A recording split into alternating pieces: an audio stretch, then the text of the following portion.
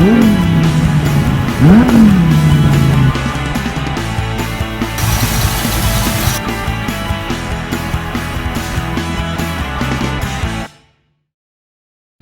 welcome back to That'll Do Garage. We have a new car to introduce you to today. Picked up another car for my teenage son. He's going to be turning 16 in a few weeks, and we picked up this 07 Audi A4 for a pretty good price, but it's got a few things wrong with it. So we got to identify those, figure out what the root cause is, and get some parts ordered up. So let's dig in. Got my little assistant helping me today. She's directing. First thing we got to do on this car is take a look at the exhaust. It's really loud, and the owner said that something came apart kind of underneath the rear seat here. So we're gonna have to get underneath and look at that. But the more concerning item is oil pressure indicator going off. You can start it up and it runs just fine, but after maybe 2 or 3 minutes, you get a chime and then a red oil can, and it says oil pressure warning on the dash right in the middle. So it's not an uncommon problem with these cars. There's a lot of it on the internet with a lot of research from a lot of folks doing good work. But this dude told me it happened to him once, sort of randomly. No other symptoms, it runs fine, no noise. And then he replaced the oil pressure switch, which is kind of by the oil filter assembly. But something happened and he broke the connector on that switch, and then he couldn't figure out how to fix it. So I'm gonna attempt to come up with a good enough solution to get this on the road and make sure everything's okay there. Third thing we need to address is the rear brakes. It was sitting for quite a while at the previous owner's house, and the rotors were really rusty. So whenever I drove it, you'd kind of get the grinding noise from them, and now you get a pretty heavy brake pulsation. So we need to look into changing the rear brakes and make sure that that's the only problem. It didn't seem to be such an issue with the front, and the reason I'm saying that is because most of the pulsation feels like it's in the brake pedal, not the steering wheel, and so that's a good way to tell. And the last thing we need to address right away is the air conditioning doesn't work. And my son has said that's a must-have. So we'll dig into that and see what's going on. But I'm gonna start by getting this thing up in the air and figure out what's up with the exhaust. Well, I got the car up in the air, and this is what we found. So the exhaust comes down from the turbo there. There's a flex pipe, a short pipe, and then there should be a clamp and a band clamp right there. And this contraption is in here already. This is, I think, the stock Audi clamp. And then up there is a off-the-shelf aftermarket clamp. Must have been the wrong size or not tight enough. It's just come apart. So I'm gonna take that off, and I'm gonna take that off and find the right one and go buy a new clamp. And hopefully that's it. That'd be a nice, probably $25 repair. That's about as easy as it gets. So I pulled that bracket off that was in the way here. And I wanted to show you guys, these are Audi fasteners. They're common on a lot of German cars actually, but they're called triple square. You can see there's a lot of points there, way more than like a Torx bit.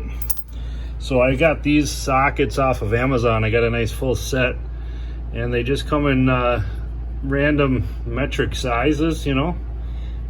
But these are good for German cars, so you'd want to find some of these. And then I noticed this clamp was on here, and I think this is the original. And it probably had like a U-bolt style clamp on this thing that squeezed it together.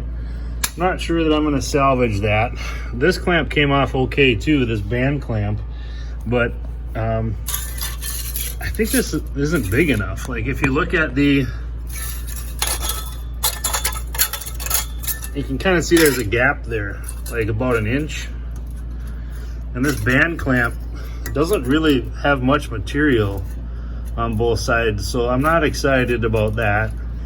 And the thing with exhaust is you can't have like a side load on it. You can't be pulling on this, or expect this to like be really structurally strong, because eventually, like, this is a flex joint, so this pipe can actually wiggle all around, and this is mounted in rubber on the muffler, so this can wiggle all around. So if you don't have this stuff laying like neutrally loaded, and then you put a clamp on it, like eventually it's just gonna rip that apart, or rip the clamps apart, or the mounts apart. So I want to make sure that this is just really casually sitting here with no side load on it, and there's plenty of strength in the clamp. So I'm gonna see if I can find something bigger or wider or longer, and go from there. So I got to make a trip to the parts store for that exhaust clamp. But the other thing I need to address today is that oil pressure sensor, which is way down here, buried. This is the oil filter housing, and then above that is the oil cooler. And I think it's like right on the back side here, kind of difficult to get to. So what I'm gonna do first is remove this coolant reservoir and just get it out of the way, and hopefully I can get a better angle on it then. Okay, so this is the connector. It's back up in here where the sensor is, and you can see this is the housing that's kind of broken apart. There should be, plastic right here. And I was just inspecting it to see, well, maybe I can, put a zip tie on it to secure it, or put some epoxy on there and glue it in place. But I noticed right here, the wires, that looks kind of bad. Like there might be a broken wire there. So now I'm contemplating replacing this whole, harness or pigtail. Or maybe I could just get this connector and like re-terminate it back a ½ inch. I'm not sure. I'm gonna have to look around, see what, maybe a junkyard. I could go to a junkyard and cut this off of another harness, and then just, crimp it together, solder it together, something like that. You can see the copper right in there. So that thing's been like chewed on by a pliers or something like that. Maybe a screwdriver did that. Okay, so I found out that the socket you need to pull that off is a 24 millimeter. And I decided to pull it off because I'm looking at this connector. Oh, and sidebar, it was way down here, like you can't even see it. And so much of working on cars is like access and your environment. Is it a comfortable temperature? Are you bending over, or you're hurting yourself? So I spend a lot of time just making things more accessible. And in this case, that meant just unplugging this harness from the oil level sensor down here, and then I could pull it up here and I could see, much better. So I'm looking at this connector and I'm thinking, I want to make sure that it's properly engaged before I, come up with some redneck way to close it.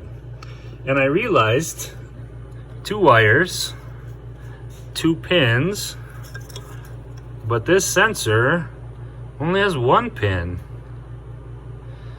So it's totally possible that, I don't understand how this connects, but traditionally you got the same number of pins as you do wires. And so this might be another good example. In this one up here on the intake, there's 2 pins in there, and here's the connector. 2 pins, 2 pins, 2 pins, but not down here. So this might be the wrong sensor. I'm gonna take this to the parts store with me and try to find a new one. Could be a different model year, or this could be like a off-brand generic kind of thing. I'm not sure. We'll figure it out. Well, this is the result of my trip to the parts store. You can see the one I pulled out from the car on the right here. It's just got the single pin in the middle. And the one the parts store gave me, 2 pins, just like my connector. So I would assume that's why the guy broke it. We're gonna go ahead and put this guy in now and see if we can get the connector to actually click in there and be retained.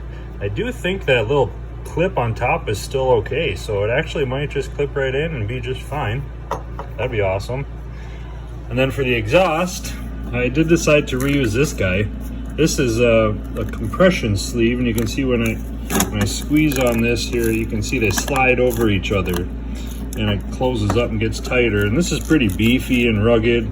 It's pretty long, so we're gonna reuse that. And then I got two of these U-bolt style clamps. Just go over it like this, and then we'll put the hardware on and clamp it all down tight. Well, here's how we ended up. This thing will actually click right into it, which is very good news.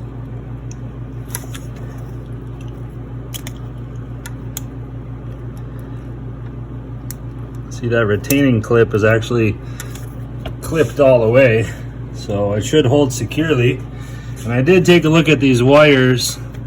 This one brown wire, you can see there's a little tiny rip in the jacket, but the wire's actually okay.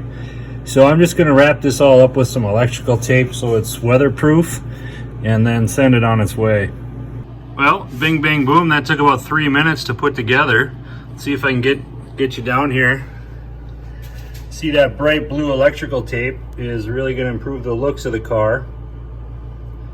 But you can see from it that everything is clipped together, the fastener is tight, so I think it should be all good. And another good thing, I noticed that the one I removed was just threads, but this new one was threads and then a floating washer. So I think that it might have been leaking a little bit of oil. You can see there's residue like on the housing of the oil filter, on the side of the block, a little bit down there. I think that thing might have been leaking oil because it didn't have that washer captured, which would be pretty cool if that fixes that as well. So now we're on to wrapping up the exhaust. So here's the finished product on the exhaust. I put that factory sleeve back on, split the difference left to right, and then I added these 2 U-bolts. Should last a long time. Hopefully that works out well. So I'm gonna just put my bracket back on and then start it up, check for leaks. Well, it looks like we made some good progress today. It is running right now. You might even be able to hear it.